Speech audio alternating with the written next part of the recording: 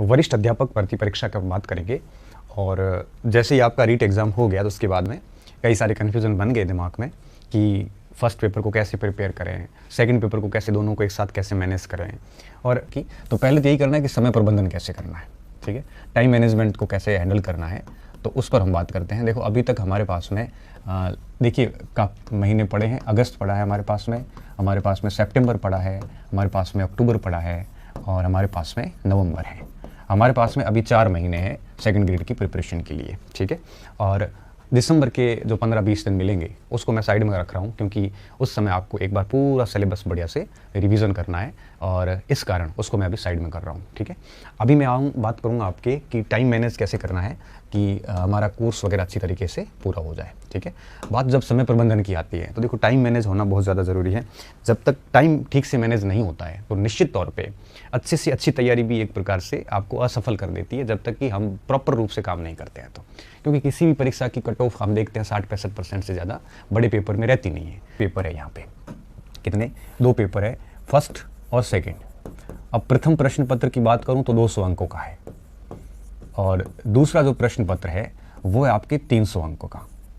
तो दोनों पेपर बहुत ही अहम रोल रखते हैं चयन के अंदर, क्योंकि 500 अंक के अंदर यूँ कहिए कि सिलेक्शन के लिए हमें दोनों में बेहतर करना ज़रूरी है। और अब तो नए नियमों के अनुसार हमें 40% स्कोर करना भी ज़रूरी है, ठीक है। मतलब ये हुआ कि आपको अब 300 का भी 40 करना ज़रूरी है और 200 का भी 40 करना ज़रूरी है, ठीक है। तो अगर 300 और 200, 500 का 40% कहें तो 200 अंक तो लाने अब आपके लिए नेसेसरी हो गए, अन्यथा आप वैसे ही बाहर हो जाओगे, ठीक है। तो अब मैं क्या देख रहा हूँ कि फर्स्ट पेपर में 200 अंक और सेकंड पेपर में 300 अंक।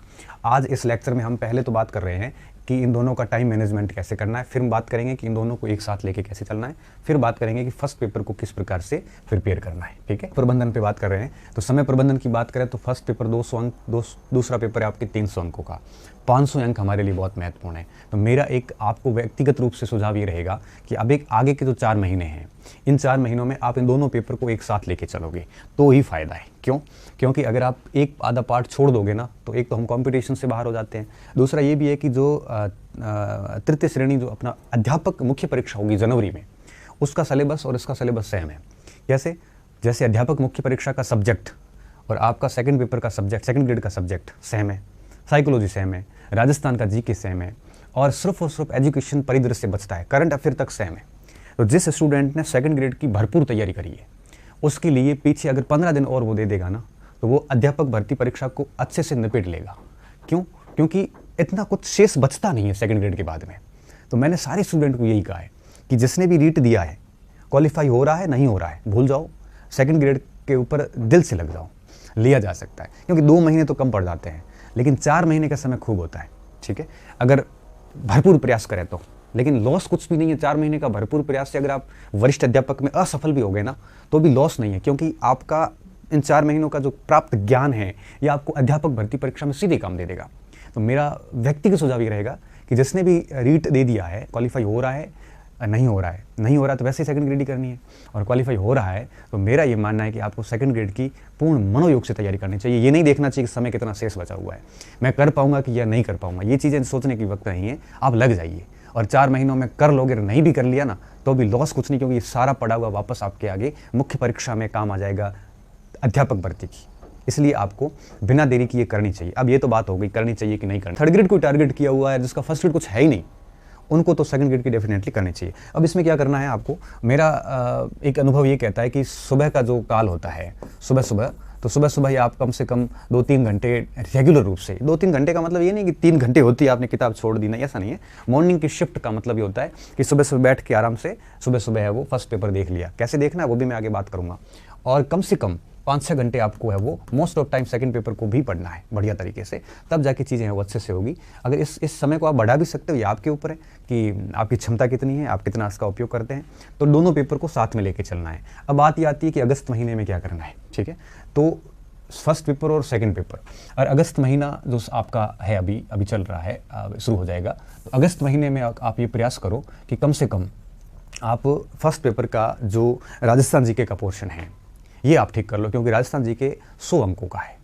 100 अंकों का है, 200 अंकों का टोटल पेपर है, उसमें से 100 अंकों का राजस्थान जीके है, 80 का जीके है और 20 का करंट है, ठीक है। तो 100 अंकों का है राजस्थान जीके। तो राजस्थान जीके के जो 100 अंक है, करंट तो अभी आप भले छोड़ दो क्योंकि वो आप सितंबर अक्टूबर में कर लेना, लेकिन जो राजस्थान का इतिहास, भूगोल, संस्कृति, पॉलिटी का जो पोर्शन है, ये आपको कोशिश करनी चाहिए कि राजस्थान के इस भाग को अभी आप इस महीने रिवीजन करना या पढ़ना शुरू कर दो, क्योंकि राजस्थान का पोर्शन ऐसा पोर्शन है जो कई सारे बच्चों का अच्छा होता है।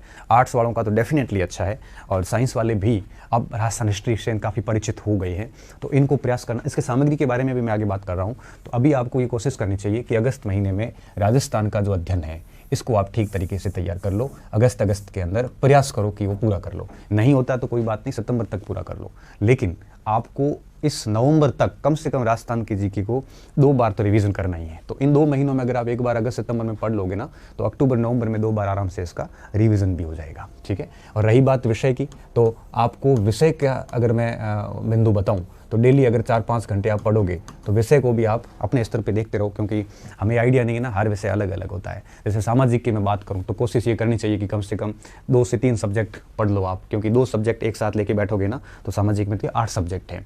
इकोनॉमिक्स या फिर कोई हिस्ट्री लेके बैठ गए तो एक महीने में 2 सब्जेक्ट या 3 सब्जेक्ट अधिकतम आप कर सकते हो, इससे ज़्यादा नहीं कर सकते, ठीक है। तो इस तरह से 4-5 घंटे रेगुलर रूप से सब्जेक्ट को, और कम से कम आपके 2 पार्ट तो सब्जेक्ट के होने ही चाहिए इस समय साथ में। और अगस्त के अंदर राजस्थान जीके को बढ़िया कर लो। फिर आएगा सितंबर के अंदर सब्जेक्ट को तो वापस वही 4-5 घंटे जारी रखो और विषय को देते रहो। लेकिन जब बात आएगी आपके जीके की, तो जीके को आपको क्या करना है, फर्स्ट पेपर को क्या करना है, अगर राजस्थान पूरा हो गया है तो ठीक है, अगर नहीं हुआ है तो राजस्थान को कंटिन्यू करो, और अगर पूरा हो गया है तो विश्व का जो जीके है, ठीक है, विश्व का जो जीके है वो 60 अंकों का है। कितना है? 60 अंकों का है, वर्ल्ड और इंडिया का।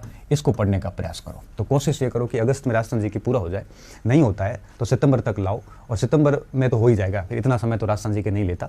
और सितंबर में आप वर्ल्ड जीके और भारत का जो जीके है इसको पूरा कर लो। 100 और 60, 160 का हो जाएगा पूरा। फिर जब अक्टूबर आएगा तो अक्टूबर में वापस आपको 4-5 घंटे विषय को तो रेगुलर देना ही है, विषय को आप अपने स्तर पर सेट करते रहो। और रही बात जीके की फर्स्ट पेपर की, तो अब इसमें मनोविज्ञान कर लो, ठीक है। मनोविज्ञान प्लस अगर आपको ठीक लगता है तो राजस्थान जीके का वापस रिवीजन शुरू कर सकते हो, ठीक है, क्योंकि मनोविज्ञान भी आपके 40 अंकों का है। कितना? 40 अंकों का मनोविज्ञान भी आता है।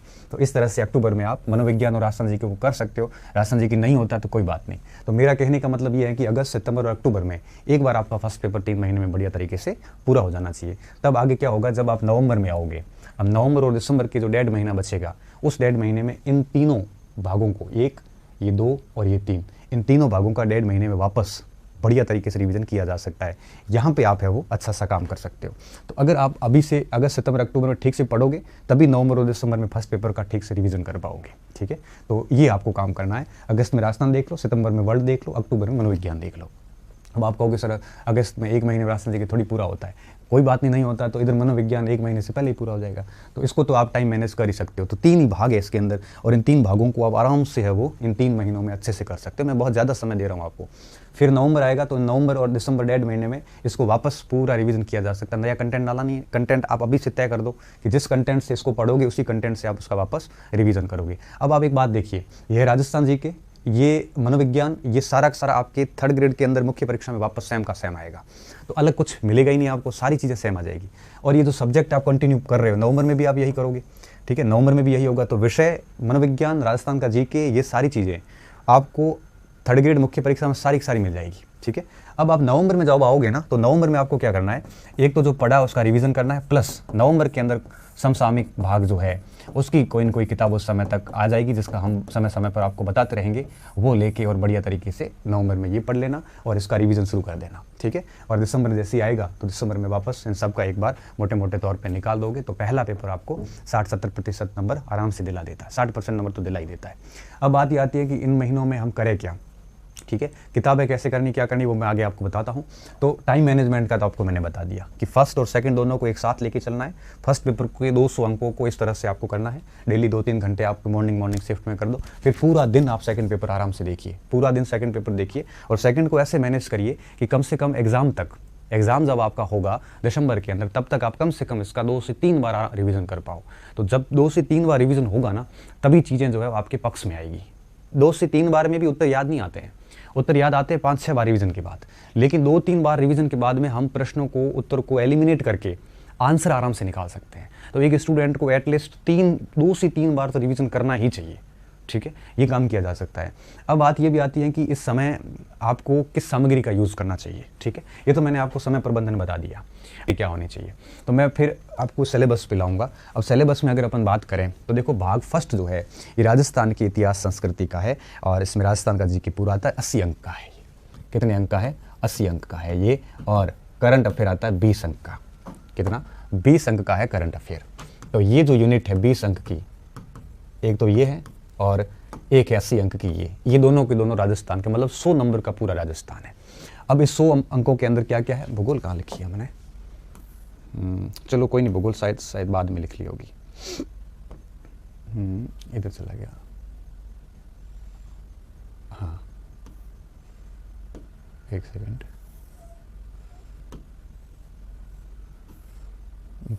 First second third, okay. अब देखिए, अब इसमें ऐसा है कि ये 80 अंकों का क्या है? ये 80 अंक का आपके राजस्थान का इतिहास, भूगोल भी है, इतिहास भी है, संस्कृति भी है और बाकी सामान्य ज्ञान वगैरह, ये पूरा का पूरा थर्ड ग्रेड में भी है आपके। तो देखो इस तैयारी से थर्ड ग्रेड ऐसे कवर हो रहा है, इवन ये फर्स्ट ग्रेड में भी। अब आपको इसमें क्या करना है कि इसमें प्राचीन संस्कृतियों में केवल ये 4 ही पढ़नी है: कालीबंगा, आहड़, गणेश्वर और बैराठ। 8वीं से 18वीं शताब्दी में केवल गुर्जर प्रतिहार और अजमेर के चौहान ही देखने हैं और 18वीं शताब्दी तक देखने हैं, वैसे ये 12वीं शताब्दी तक की है। फिर मेवाड़, रणथंभौर और जालोर के संबंधी देखने हैं। मुगलों में सिर्फ सांगा, प्रताप, मानसिंह, चंद्रसेन और राय सिंह ही देखना है। क्रांति देखनी है और प्रजामंडल देखना है, किसान जनजाति और राजस्थान का एकीकरण देखना है। राजनीतिक चेतना के अंदर आप देखना चाहो तो थोड़ा बहुत आप इसके पीछे, इनसे पहले जो पत्र पत्रिकाएं वगैरह जो शुरू की गई थी, जो राजनीतिक संगठन स्थापित किए गए थे, चाहे वीर भारत सभा, वीर भारत समाज वगैरह, जो प्रजामंडल और किसान आंदोलन बेसिकली आ जाते हैं, ये सारे राजनीतिक चेतना में रहते हैं, ठीक है। अब आपके दिमाग में आएगा कि सर इसके लिए क्या किताब यूज़ की जाए। तो वैसे तो क्या आपके पास में इन सारी सामग्री की पुस्तक ऑलरेडी है, फिर भी अगर देखो मैं बता रहा हूँ, अगर आप कहोगे कि मैंने लक्ष्य पढ़ रखी है तो मैं कहूँगा कि लक्ष्य पढ़ रखी है तो पर्याप्त है, ठीक है, पर्याप्त है। अगर आप कहोगे नहीं सर मैंने पैनोरमा पढ़ रखी है तो मैं कहूँगा कि पैनोरमा भी पर्याप्त है, दूसरी किताब लाने की जरूरत नहीं है। आप कहोगे नहीं मैंने सर सिखवाल रट रखी है, तो आपको सिखवाल पढ़ रखी है तो कोई बात नहीं, आपको दूसरी किताब लाने की जरूरत नहीं है। कोई कहेगा कि नहीं सर मैंने राजस्थान बोर्ड ही पढ़ा है, इसके अलावा कुछ नहीं पढ़ा है, राजस्थान बोर्ड के अलावा मैंने कोई किताब राजस्थान जीके की नहीं पढ़ी है, तो मैं कहूँगा कि ये पर्याप्त नहीं है। क्यों? क्योंकि राजस्थान बोर्ड में बहुत सीमित मटेरियल दिया हुआ है, तो 9वीं 10वीं के राजस्थान अध्ययन है वो पर्याप्त नहीं कह सकते, ठीक है। तो इसके साथ आपको कम से कम एक किताब पढ़नी पड़ेगी और मैं मानता हूँ कि आपको पवन बहुजिया की किताब पढ़ लेनी चाहिए। आप कहोगे सर ये बार बार आप यही सजेस्ट क्यों करते हो, क्या आपकी सर कोई लेखक के साथ सेटिंग है? देखो मेरी लेखक के साथ कोई सेटिंग नहीं है, यद्यपि लेखक मेरे मित्र ज़रूर हैं, परंतु इनकी किताब को मैंने व्यक्तिगत रूप से लाके पढ़ा है। इनकी राजस्थान की जो पुस्तक है वाकई में इन्होंने कोई फालतू चीज़ नहीं लिखी, बिल्कुल एक एक तथ्य को इन्होंने ऑथेंटिक किताबों से लिखा है और कोई एरर रही है तो लेखक खुद गलती निकलवा देते हैं। हालांकि एरर कौन सी किताब में नहीं होती, हर जगह ही होती है, राजस्थान माध्यमिक शिक्षा बोर्ड में भी खूब है, लेकिन इन्होंने टू द पॉइंट लिखा है, क्योंकि बेसिकली लेखक खुद साइंस बैकग्राउंड के रहे हैं तो उन्होंने उस हिसाब से लिखा है। तो अगर आपने केवल यही पढ़ा तो ये साथ मिला के पढ़िए। अच्छा, अब आप कहोगे नहीं सर हमने तो पहले से ही बहुजिया ही पढ़ रखी है, बाकी पढ़ी नहीं है, तो ये पर्याप्त है, बाकी दूसरी किताब लाने की जरूरत नहीं है, ठीक है। तो कहने का मेरा मतलब ये है कि राजस्थान हिस्ट्री के लिए आपको PhD नहीं करनी है, आपके पास जो भी पुस्तक है उसका दिल से अध्ययन कर लो, मन से, पूर्ण मन से उसको बढ़िया तरीके से याद कर लो। अब इनमें से मोस्टली सारी किताबें होती है, अब इनमें से अलग कोई किताब किसी के पास है तो मैंने वो देखी नहीं कि सब कैसे, क्योंकि ये किताबें सारी मैंने देखी हुई है। और इन किताबों के अलावा अगर आप गोपीनाथ शर्मा वगैरह लाओगे तो डेफिनेटली आप पढ़ नहीं पाओगे और इनमें इतना कुछ होता भी नहीं है। हाँ, शर्मा पावा कोई कहेगा कि मैंने पढ़ी है तो शर्मा पावा भी पर्याप्त है। मैं कह रहा हूँ कि इनमें से कोई भी एक किताब आप ला के है वो पढ़ लो, बस इतनी बात ही है, इससे ज़्यादा कुछ बात नहीं है। अब आपके पास इनमें से जो कोई भी किताब है उनमें से कोई एक किताब लेके आप उससे पढ़ लो और बस कोई एक, ठीक है। और अब इस समय कोई एक लेके पढ़नी है और इसमें आप ये नहीं है कि आप अब आप बच्चों का ये भी सवाल रहता है कि सर इसको नोट्स वगैरह बनाए कि नहीं बनाए। मैं सिर्फ ये कहूँगा कि अगर आप डिटेल से नोट्स बनाना शुरू करोगे ना, 1 साल भी बनेंगे नहीं, तो नोट्स वगैरह नहीं बनाने, ना किसी के खरीदने। अच्छा हाँ, ये भी है कि कई बच्चों ने कोचिंग्स वगैरह ज्वाइन कर रखे हैं तो वो उनके पास नोट्स या किताबें नहीं है, तो मैं कह रहा हूँ नोट्स ही पर्याप्त है, क्योंकि राजस्थान का कंटेंट हर कोई बढ़िया ही देता है, ठीक है। अगर नोट्स किसी के पास में कोई नोट्स है कोचिंग सेंटर्स के, तो मैं कह रहा हूँ नोट्स भी पर्याप्त है। कोई भी कोचिंग सेंटर हो जहाँ से भी आपने भरोसा जताया है वो पर्याप्त है। चाहे कई से बच्चे मेरे से भी जुड़े हुए हैं, तो मैं कह रहा हूँ कि जो मेरे से जुड़े हैं तो मेरे वाले नोट्स भी पर्याप्त है, आपको कोई किताब लाने की जरूरत नहीं है। तो इनमें से जो भी हो बस रखना एक, मैं बार बार कह रहा हूँ, क्योंकि जितनी अधिकता होगी ना उतनी दिक्कत आएगी। इनमें से कोई भी एक रखो। अब आप 5-7 किलो कोचिंगों के नोट्स आके पास में रख लिए, ये सारी किताबें ला के रख ली, तो डेफिनेटली आप अच्छा नहीं कर पाओगे, तो बेहतर ये है कि इनमें से कोई एक लेके और इसको आप अगस्त में शुरू कर दो। मैंने कहा राजस्थान हिस्ट्री आपको अगस्त में पूरी करनी है, हिस्ट्री क्या, राजस्थान जी की पूरा, तो एक किताब आप इसमें देख लो, ठीक है। अब बात आती है राजस्थान की भूगोल और अर्थव्यवस्था की। अगर इसमें से देखें तो देखो ये जो पोर्शन है ना, ये यहाँ तक, ये कृषि तक, ये पोर्शन तो है पूरा का पूरा भूगोल का, ठीक है, ये राजस्थान का भूगोल है। और ये इसमें पशुधन, डेयरी, ये भी भूगोल में आ जाता है, ये पोर्शन भी आ जाता है, लेकिन ये पोर्शन आर्थिक समीक्षा में भी आता है, ठीक है, ये इकोनॉमिक्स आर्थिक समीक्षा में भी आ जाता है, उद्योग पर्यटन केंद्र वगैरह, लेकिन ये सारे के सारे आपको ज्योग्राफी और इकोनॉमिक्स में मिल जाते हैं। अब राजस्थान के इस भूगोल से भी प्रश्न आएंगे, ठीक है, टोटल 80 प्रश्नों में से इसका भी हिस्सा रहेगा। अब इसमें से आप कहोगे कि वापस वही किताबें, सेम किताबें आती है, इनमें से कोई भी किताब आपके पास है, लक्ष्य, पैनोरमा, सिकवाल वगैरह, या फिर आपने कहोगे कि हमारे पास सर नोट्स बने हुए हैं तो आप नोट्स पढ़ लो, वो भी पर्याप्त हैं। आप कहोगे नहीं सर हमारे पास में किसी हरिमोहन सक्सेना की किताब है, तो इसमें थोड़ा सा फैक्चुअल गलतियाँ ज़रूर है, फैक्चुअल तथ्यात्मक गलतियाँ ज़रूर है, लेकिन समझ अच्छी है, वो भी किताब पर्याप्त है। या अन्य कोई गाइड है, ठीक है, तो मैं मानता हूँ कि वो भी आपके पर्याप्त हैं, क्योंकि भूगोल में इतना एक्स्ट्रा कुछ है नहीं। तो जो कुछ भी आपके पास में किताब, एक किताब सेलेक्ट कर लो आप, ठीक है। पैनोरमा भी अच्छी है, लक्ष्य भी अच्छी है, सिकवाल भी अच्छी है, कोई भी, क्योंकि सारी किताबों ने कट कॉपी पेस्ट की है, सारी किताबों ने एक दूसरे का उठा के लिया है, तो कोई दिक्कत वाली बात नहीं, कोई भी आप एक किताब को फॉलो कर लो राजस्थान के अंदर, ठीक है। और फिर आता है राजस्थान की राजनीतिक प्रशासनिक व्यवस्था, 80 में से ये भी शामिल है। और इसमें से मैं ये मान रहा हूँ, मुझे सबसे अच्छी किताब राहुल चौधरी की लगी, ठीक है। राहुल चौधरी ने जो आपके राजस्थान का पॉलिटी लिखा है काफ़ी अच्छा है, और आजकल RS आडा की भी राजस्थान पॉलिटी आ रही है, ठीक है, मेरे हिसाब से आ चुकी है। तो इन दोनों में से कोई भी एक किताब लेके आप इसको पढ़ सकते हो। अब आप कहोगे नहीं सर हमने तो क्या माध्यमिक शिक्षा बोर्ड की किताब से देखा है, तो वो भी ठीक है, बट वो उतना पर्याप्त नहीं है, ठीक है। तो इन दोनों में से कोई भी एक किताब लेके आप पढ़ लेना।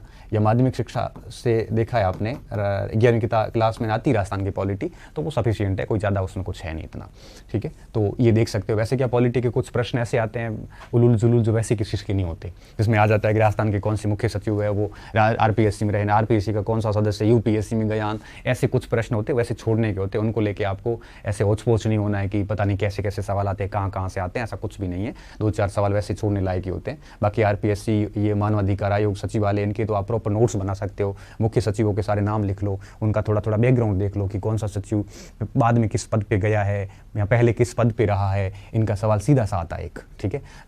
लोक सेवा आयोग का संगठन देख लो, जिसमें लोक सेवा आयोग के जितने भी अध्यक्ष रहे हैं उनके नाम देख लो, और कौन सा पहले कहाँ था और बाद में कहाँ था, ये थोड़ा सा देख लो। ये कार्य मानवाधिकार आयोग में भी कर लो, ठीक है। तो इतना बड़ा पॉलिटी है नहीं, आप इसको बढ़िया तरीके से अपने शॉर्ट नोट्स भी इसके बना के तैयार कर सकते हो, ठीक है। तो ये कर सकते हो, इसमें थोड़ा सा गूगल का भी आप यूज़ लेना। अब आती है करंट अफेयर 20 अंकों की। तो 20 अंकों का करंट अफेयर है, इसमें आप राजस्थान की कोई भी मूमल पढ़ सकते हो, है ना, राजस्थान की क्रोनोलॉजी पढ़ सकते हो, और अगर नाथ प्रकाशन की, हमारे विनोद जी की किताब आती है, वो लास्ट में परीक्षा विशेषांक को आएगा, तो वो उसका पढ़ लो। तो कोई भी एक आदि 2 किताबें सूजस पढ़ सकते हो, ठीक है। कई सारी किताबें आती करंट अफेयर की, उसको आप देख सकते हो। तो ऐसे करके 100 अंकों का आता है। तो 100 अंकों में से करंट भले आप अक्टूबर-नवंबर में करना, लेकिन मेरा मानना है कि आपको अगस्त में एक राहुल चौधरी वाली ये किताब या आडा की किताब, जो भी, एक थोड़ा सा भूगोल का पॉइंट और ये इतिहास का, ये 3 पुस्तकें तो आपको अगस्त में 2-2, 3-3 घंटे करके पूरी करनी ही करनी है, ठीक है। ये अगस्त का काम आपका हो गया। अब बात आती है आपके 100 अंकों का हो गया। अब बात आती है भारत और विश्व का सामान्य ज्ञान। इसमें देखो भारत के अंदर इसमें भूगोल भी है, अर्थव्यवस्था भी है और पॉलिटी भी है, तीनों चीज़ें हैं। और ये है आपके टोटल 180, 40, 60 अंकों का। कितना है? 60 अंक का है टोटल, ठीक है। अब इसमें आपकी काफ़ी बड़ा लंबा चौड़ा है। अगर अपन अलग अलग किताबें पढ़ने बैठेंगे तो निश्चित तौर पे काफ़ी टाइम लग जाएगा। ये संस्कृति पीछे रह गई, 1 मिनट, संस्कृति पीछे रह गई, मैं इसको बता देता हूँ 1 मिनट। हाँ, संस्कृति थोड़ी पीछे रह गई। तो संस्कृति क्या है, ये भी उसमें 80 नंबर में से शामिल हो जाती है। तो संस्कृति के लिए भी कई सारी किताबें आती है। कोई नारायण माली की किताब पढ़ लेता है ना, वो भी बढ़िया किताब आती है। हुकमचंद जैन, नारायण माली की, इस इतिहास संस्कृति दोनों की आती है, वो भी अच्छी किताब है। अगर आपने कोई गाइड देख रखी है, पैनोरमा, सिकवाल वगैरह, कोई भी गाइड, तो वो गाइड भी अच्छी है, कोई नुकसान वाली बात नहीं है। कोई कहेगा नहीं सर मैंने जय सिंह नीरज पढ़ा है, तो जय सिंह नीरज भी अच्छी है, लेकिन इसमें थोड़ा सा कंटेंट कम है, ठीक है। तो जो भी आप कोई भी एक किताब लेके पढ़ सकते हो, ज़्यादा जोर देने की ज़रूरत नहीं है, बहुत सामान्य सवाल संस्कृति के नाते हैं। तो कम से कम 3-4 किताबें हैं, तो अगस्त सितंबर, आधे सितंबर तक पूरे करने का प्रयास करोगे तो संस्कृति भी हो जाएगा। मैं वापस उस पर आता हूँ, विश्व भूगोल पेरेंट पे। अब विश्व भूगोल, भारत का भूगोल, भारतीय अर्थव्यवस्था और पॉलिटी, ये 4 भाग है और 60 अंक हैं। तो हम मान के चलते हैं कि 15-15 अंक का है वो ये आ सकता है। ठीक है। 15-15 की हो सकती है, 15 की 20 की भूगोल, 20 की इकोनॉमिक्स उतनी ज़्यादा है नहीं वैसे, तो इस प्रकार से हम बन सकता है। इनमें क्या क्या किया जा सकता है देखिए। अब अगर आप एक ही गाइड पढ़ना चाहते हो तो मुझे सारी गाइड में नाथ की किताब अच्छी लगी। नाथ की गाइड जो है 4 लेखकों ने मिल के लिखी है, HP टेलर, राकेश गोदारा और कुछ नाम और थे, तो 4 लोगों ने मिल के लिखी है। और जो नया एडिशन आया होगा उन्होंने बहुत अच्छी लिखी है, मतलब यूँ कहिए कि एक एक चीज़ को बहुत खोल के अच्छे तरीके से लिखा है इन्होंने। तो अगर एक ही किताब पढ़नी है तो वो गाइड आप पढ़ लेना, ठीक है। मुझे लगा, मैंने वो देखी तो मुझे लगा कि वो ऐसी गाइड है जो भूगोल, अर्थव्यवस्था, पॉलिटी सबको बढ़िया तरीके से कवर कर रही है, ठीक है। अगर आपको अलग अलग किताबें देखनी है, ठीक है, तो मैं आपको अलग किताबें भी बता सकता हूँ। भारत और विश्व के लिए आप महेश बर्णवाल देख सकते हो, ठीक है। महेश बर्णवाल में दोनों आ जाएंगे। अगर आप कह रहे हो नहीं सर हमने बौद्धिक प्रकाशन की देखी है, तो आप बौद्धिक प्रकाशन की देख सकते हो, बर्णवाल की फिर जरूरत नहीं है, ठीक है। अगर आप कोई कह रहा नहीं सर मैंने दृष्टि की पढ़ी है, तो ठीक है दृष्टि की पढ़ लो, किसी और की फिर जरूरत नहीं है। तो कोई भी तीनों में से कोई भी आपने एक आदि पढ़ी है तो वो प्रॉपर है। इसमें आपको महाद्वीप और महासागर पढ़ना है, उनकी विशेषताएं पढ़नी है, ठीक है।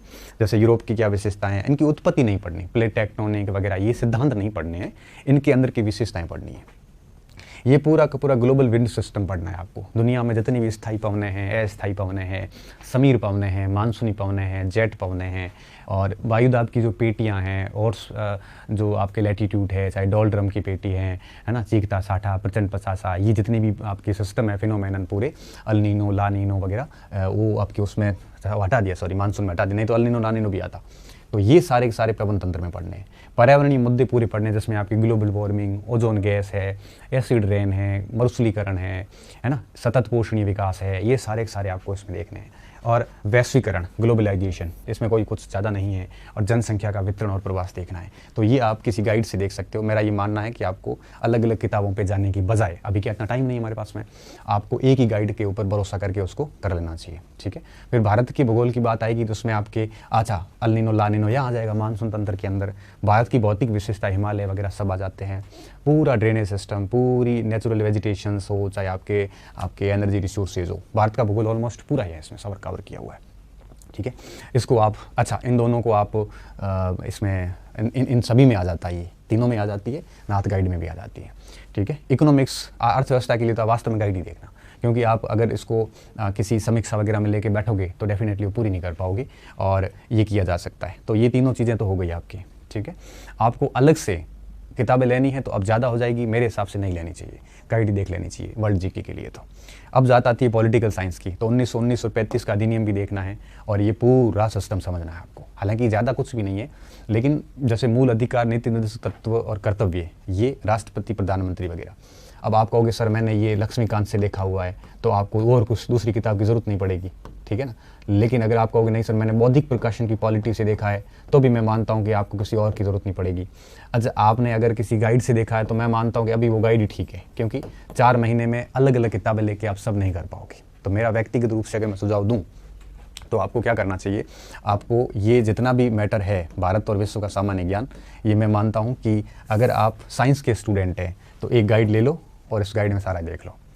आप आओ कोई गाइड कौन सी ले, तो गाइड मुझे तो नाथ ठीक लगी, आपने किसी और से पढ़ा है तो वही गाइड पढ़ लीजिए, ठीक है। और अगर आपको आर्ट्स के स्टूडेंट है, इसमें स्पेशली अगर सामाजिक के स्टूडेंट हैं तो आपको ये ऑलरेडी पूरे पढ़े हुए हैं। आपको सामाजिक वालों को तो अदर जी के अलग से पढ़ना ही नहीं है, ठीक है। सिर्फ और सिर्फ एक ये महाद्वीप और महासागर अलग पढ़ने, बाकी ऑलमोस्ट सारा ही आ जाता है। अगर आप सामाजिक के स्टूडेंट नहीं है, हिंदी वगैरह के स्टूडेंट है, तो मेरे हिसाब से आपको एक ही गाइड पढ़नी चाहिए, क्योंकि आप सब्जेक्ट कब पढ़ोगे फिर अगर इनकी अलग अलग किताबें लेके आओगे तो बेहतर है कि आप एक गाइड ले लेना भारत और विश्व के सामान्य ज्ञान की, ठीक है। 60 अंकों का मैटर है और मोस्टली सारे प्रश्न लगभग आ जाते हैं। इस जगह पे कोई एनसीईआरटी वगैरह फॉलो करने की जरूरत नहीं है, क्योंकि ये टॉपिक एनसीईआरटी वगैरह में मिलती नहीं है, ठीक है। ये बात की जा सकती है। अब बात आती है आपकी मनोविज्ञान की। तो मनोविज्ञान आपके इस समय 40 अंकों का है। कितने? 40 अंक का है। इसके लिए आप क्या कर सकते हो, इसमें आपको एक तो 2010 से लेकर और 2020-21 तक के आरपीएससी के जितने भी पुराने पेपर हुए साइकोलॉजी के, सेकंड ग्रेड, फर्स्ट ग्रेड, हर एग्जाम के, वो सारे लाके बढ़िया तरीके से सॉल्व कर लो। और मैं मानता हूँ कि लगभग 20 में से आप देखना 10-12 सवाल तो रिपीट होते हैं और 5-6 सवाल जो है वो और हो जाएंगे। तो एक तो ये काम कर लेना, और एक कोई भी गाइड आपने जहाँ से भी पढ़ी है, मैं कोई नए नाम नहीं बताऊँगा, चाहे अवनी पढ़ो, चाहे वो आप वंदना जादौन की पढ़ो, चाहे वो आहूजा की पढ़ो, जो भी आपको गाइड मिली है, जो भी आपको समझ में आई है, सभी में एक जैसा ही कंटेंट है। लास्ट में सभी में सवाल बराबर आते हैं। 20 में से 20 किसी में आते नहीं है, 15 से कम किसी में आते नहीं है, 17-18 सवाल सभी में आ जाते हैं। तो कोई भी किताब जो जिसकी भाषा आपको समझ में आ रही है, जो आपने पहले पढ़ी है, एक तो वो गाइड पढ़ लेना और साथ में 2010 से 21 तक के आरपीएससी के पेपर्स का ठीक से विश्लेषण कर लेना। तो पेपर प्रश्न सारे रिपीट हो जाते हैं। अब ये चीज़ें आपको थर्ड ग्रेड में भी काम देगी और राजस्थान जी की पूरा थर्ड ग्रेड की काम देगा। तो टोटल जो 3 यूनिट मैंने बताई, 3 में से 2 यूनिट पूरी की पूरी थर्ड ग्रेड के अंदर है। राजस्थान जी की कंप्लीट है, सब्जेक्ट कंप्लीट है आपका और साइकोलॉजी कंप्लीट है। ठीक है, सिर्फ और सिर्फ आपको अलग पढ़ना पड़ेगा। तो शिक्षा का अंदर इस बार वो जो आपके क्या बोलते हैं उसको, एजुकेशन सिनेरियो, शिक्षा प्रबंधन थोड़ा सा नया जुड़ा है, बाकी सारा का सारा सेम है। तो बढ़िया तरीके से तैयारी की जा सकती है। तो साइकोलॉजी को तो इतना में निपटा दिया आपने, और ये पूरा जो अदर जी के हैं इसकी आप एक गाइड लेके पढ़ लेना, और राजस्थान जी के मैंने ऑलमोस्ट सारी किताबें आपको बता दी। ठीक है, तो मेरा यही रहेगा आपको, मैं वापस उस बिंदु पे आता हूँ। तो समय प्रबंधन बता दिया, दोनों को साथ लेके कैसे चलना है। तो दिसंबर तक बढ़िया वरिष्ठ अध्यापक की तैयारी करो, ये एग्ज़ाम देने के बाद में फिर 1 महीना अध्यापक को दे दो, दोनों में हो जाएगा।